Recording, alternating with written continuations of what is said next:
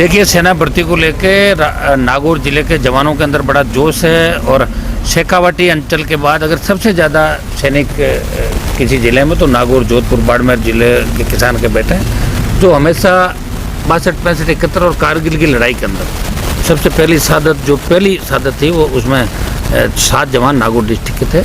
और नागौर के किसान के बेटों का सेना के प्रति बड़ा जज्बा रहा और शेखावाटी अंचल के बाद बड़ी संख्या में नागौर के सैनिक अलग अलग रेजिमेंट के अंदर, जाट रेजिमेंट के अंदर सबसे ज़्यादा संख्या में मिलेंगे, राजपूत रेजिमेंट के अंदर भी नागौर के जवानों की संख्या अच्छी है, दूसरे जितने भी रेजिमेंट है उनके अंदर उनमें भी नागौर के जवान अब आर्मी के अंदर देश सेवा करना चाहते हैं। ये जज्बा है और ये भर्ती विगत कई वर्षों से हो रही थी, कई बार 3 साल से होती थी, कई बार 5 से, लेकिन पिछले 5 साल से कंटिन्यू भर्ती नागौर के अंदर चली।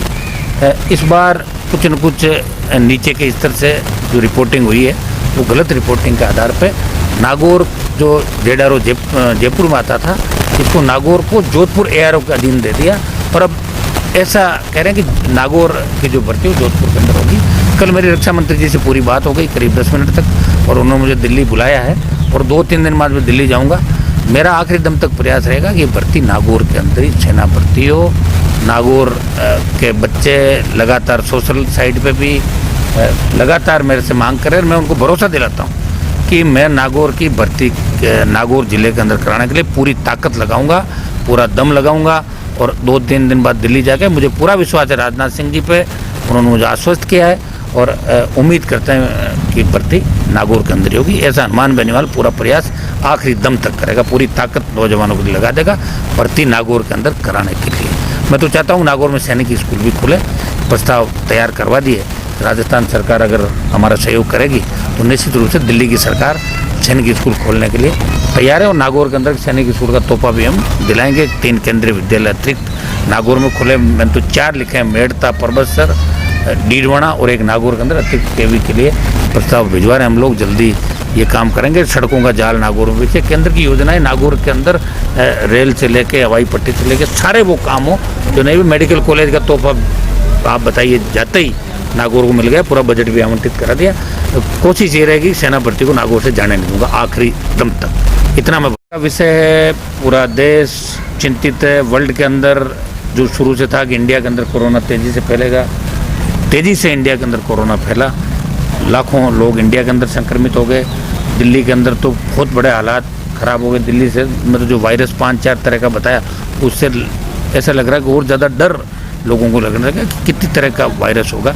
वैसे अपना जो राजस्थान के अंदर नागौर के अंदर जो था वो वायरस थोड़ा सा हल्का लेवल का था। जो जर्मनी, चाइना, अमेरिका के अंदर जो शुरू के अंदर हुआ था, जिनके अंदर सबसे ज़्यादा वुहान से लेके दूर जर्मनी, अमेरिका के अंदर जिस तरह मौतें लोगों की हुई, ईश्वर की कृपा से हिंदुस्तान, राजस्थान के अंदर मौतों का आंकड़ा कम रहा कोरोना से।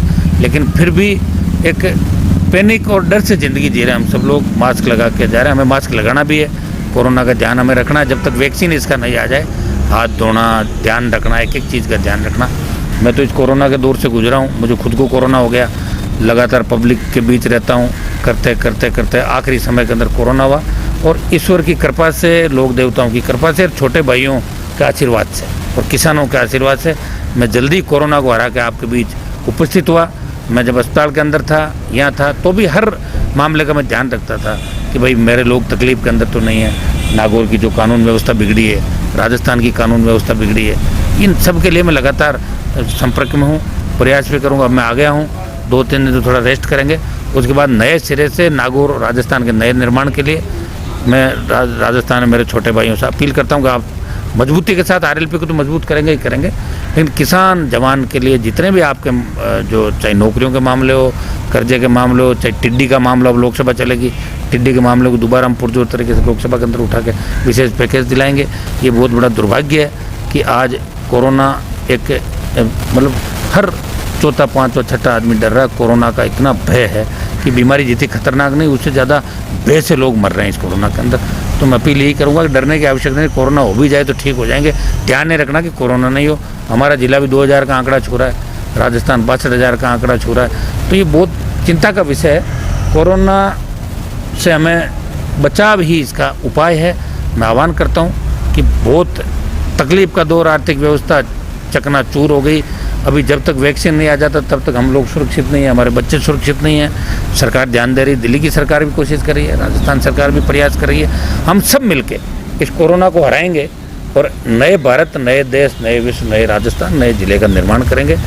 और थोड़ी हिम्मत रखेंगे तो कोरोना भाग भी जाएगा, लेकिन लापरवाही हमें नहीं बरतनी है। सावधानी के साथ हमारे परिवार का, बच्चों का, सबका ध्यान हमें रखना। थोड़ा सा समय और मजबूती के साथ हमें जो WHO की गाइडलाइन है, मेडिकल हेल्थ डिपार्टमेंट की गाइडलाइन है, उसका हमें ध्यान रखना। मैं धन्यवाद दूंगा कोरोना वॉरियर्स को कि पिछले 4 महीने के अंदर कई बार पॉजिटिव आके अपने आप ही नेगेटिव हो गए, अपने परिवार की परवरिश में लगातार लगे हुए।